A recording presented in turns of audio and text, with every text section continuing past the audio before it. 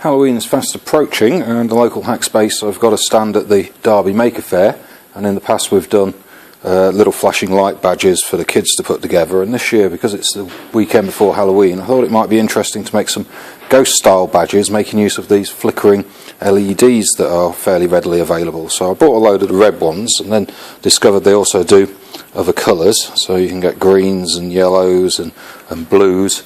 And they're actually quite bright on a fresh battery. They do run down slightly and get a little bit more sensible after a while, but the ones we did in the past ran for about a week, and they were the rainbow flashing LEDs, so hopefully these will last about the same length of time. I did think about trying to engrave stuff on here, but it's not necessarily going to show up. So instead I figured that you can actually create your own ghost simply by writing on it with a permanent marker pen, and if you make a mistake, a little bit of acetone based nail polish remover will simply wipe that off. So not completely child friendly, I don't think we'll let them loose on that, but certainly drawing their own designs on the ghost and assembling them, and then if they do make a mistake, one of the adults supervising can simply wipe it off with a bit of a damp rag. So to make these I'm going to need a 2-part mould. This is just an acrylic prototype that I made. So the front part is basically going to be a blank face for the ghost with 2 holes for the LEDs and a rim around the edge, and then there'll be a back plate that screws on with a couple of little bosses, which with a bit of luck I can put in a suitable location to hold the battery in as well.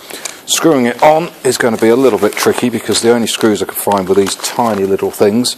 Because it's not going to be very deep, I had to hunt around for some screws that had a fairly short shank, otherwise I'd be chopping them down, and I'm planning on doing 200 of these, so I didn't fancy that. So that was the best I could come up with, and with a bit of luck we should be able to get them in. They are magnetic, and then I just need to make that back plate that goes on, and in order to hold them on to your jacket, the all-important safety pin, which will have to go over a slot on the back, otherwise we've got to fed it through and around, and that could be a bit complicated. So just a little slot on the back, possibly with a little bump to help push those down when it's all screwed together, and that should be a fairly nice little gift idea for Halloween.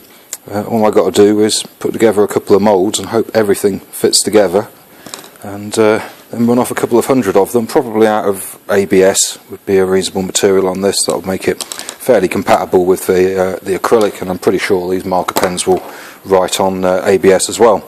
So I'm going to get started making the insert for this. I think will be the first bit, because that's going to dictate everything else. So that'll be the first one.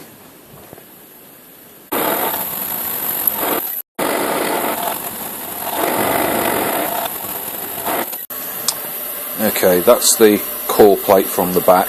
I've got 3 securing holes, M3 which I've just tapped, and a couple of referencing holes, so that I can now relocate this plate. And I'm going to be taking 1mm off the top but leaving a couple of eyes, and then add the bosses, pocket the thing out, maybe add a little chamfer around the edges to tidy it up.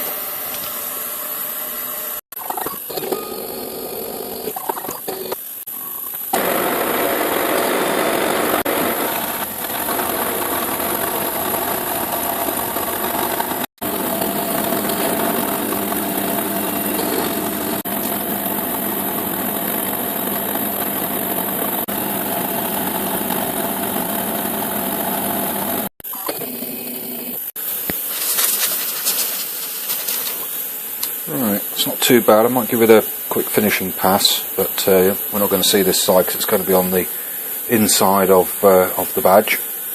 I've got the little pins here for the eyes, and now I need to add a couple of small bosses for the screw, and then it's a case of just pocketing it out.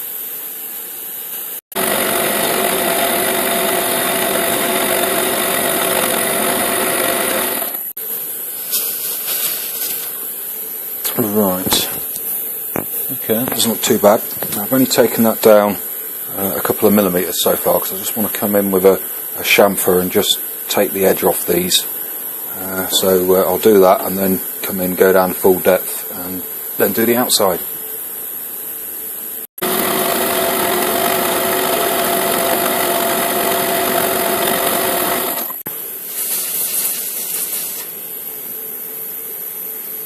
think that will do.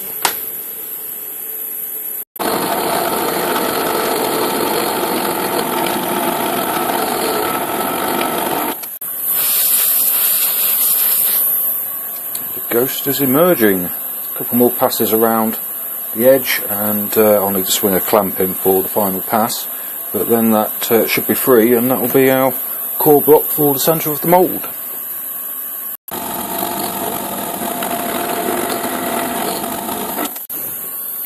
That should be all the way through. So the moment of truth.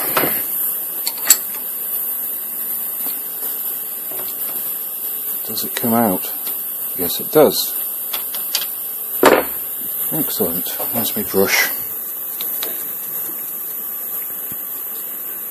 Right. Oops. A bit shiny. Yeah, that's not too bad actually.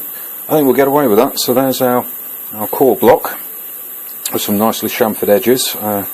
Might be tricky to get the moulding off, but I'll worry about that later on. I've got an idea. But we made a start, so that will do for now.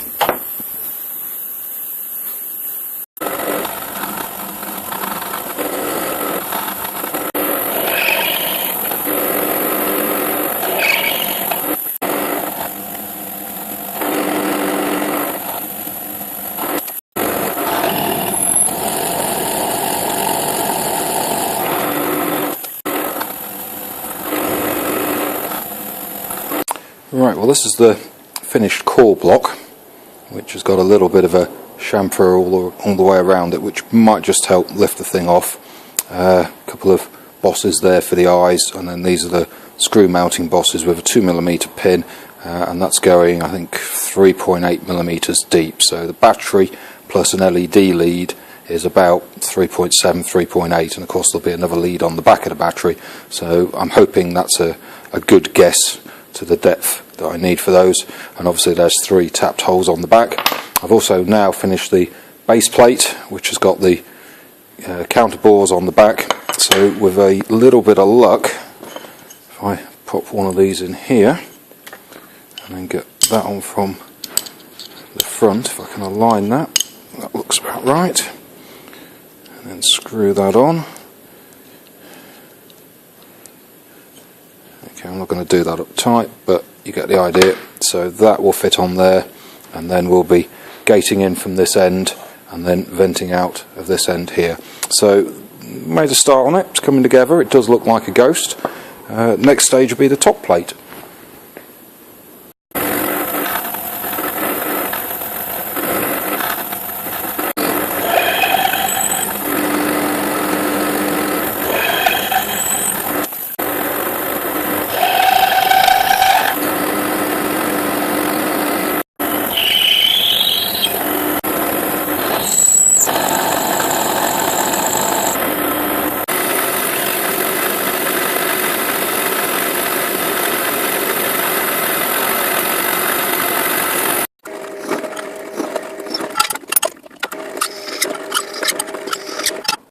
And here's the matching top plate for this thing, so that will sit on there about 1mm up, and then I've just got to make the surround to go around it, and that's that mould done.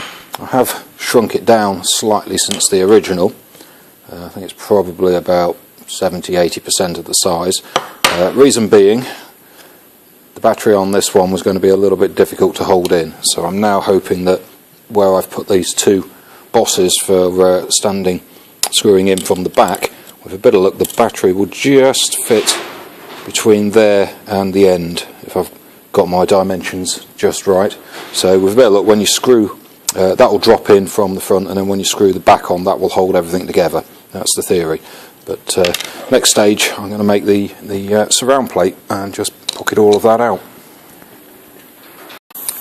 Okay, onto the surround plate, and I've already drilled out the magnet holes and the bolt holes and a feed point here, and apart from the whole thing fitting together, my main concern is getting this out of the mould, because I'm planning on using ABS, which is quite stiff, and it's going to shrink slightly over that core insert that we've made, and it's quite deep, so how do I get that off? So I've had the idea that if I cut quite a chunky runner and actually overlap the cavity.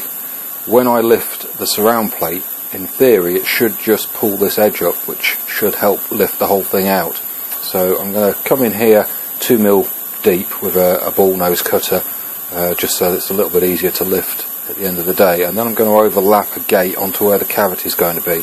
I'm also going to put a very slight inverse taper on this, so again when I lift it, it should pull the whole moulding out, but we won't know that until we get round to moulding it. So in the meantime, we'll carry on, cut the runner, the gate, and then start pocketing out the cavity.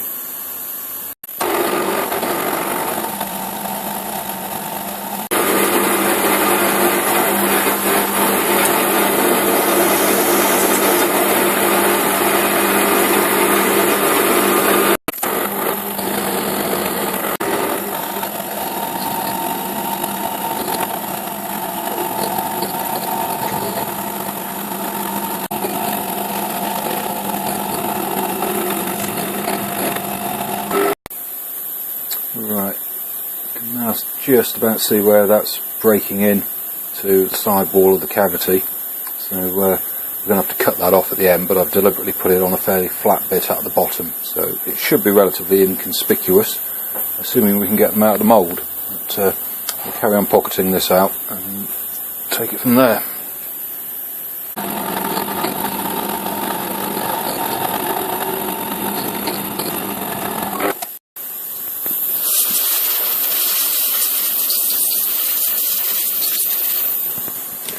Right, with a bit of luck, that should now come out.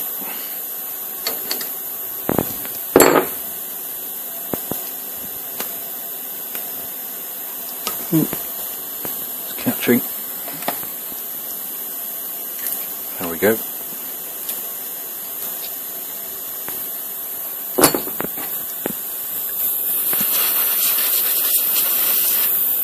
Alright, well the walls look pretty good actually, but I'm going to give them a quick finishing pass I think, and then I'll come in with a small taper cutter and just angle that in slightly so that when we lift it, it should pull it.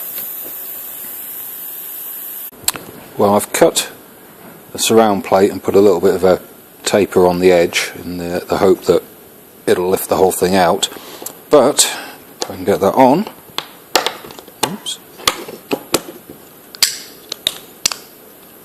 Yeah, it doesn't fit.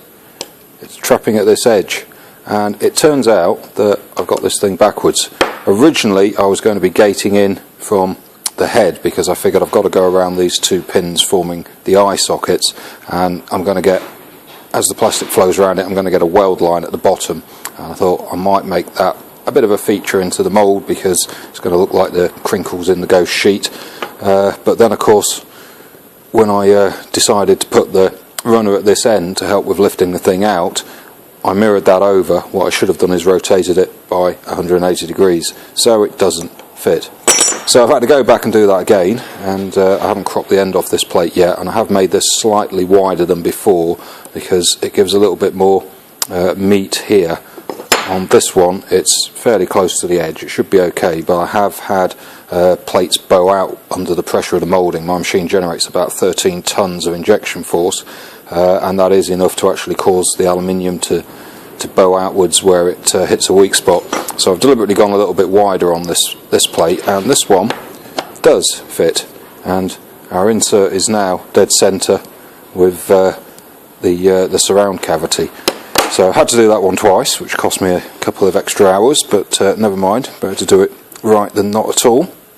And then our top plate, I haven't put the bolts in here yet, but that will fit on top like that. So apart from cropping this end down, that's that mould done, and now I've got to make a start on the bit at the back, which will be the cap for covering this off. I'll actually go on the underside. So this time I'm going to make double sure that I've got it the right way round, bearing in mind that when the moulding comes out of the mould, it's mirrored from the way the mould is cut. So I need to have a little bit of a think about which way round that goes before I cut it.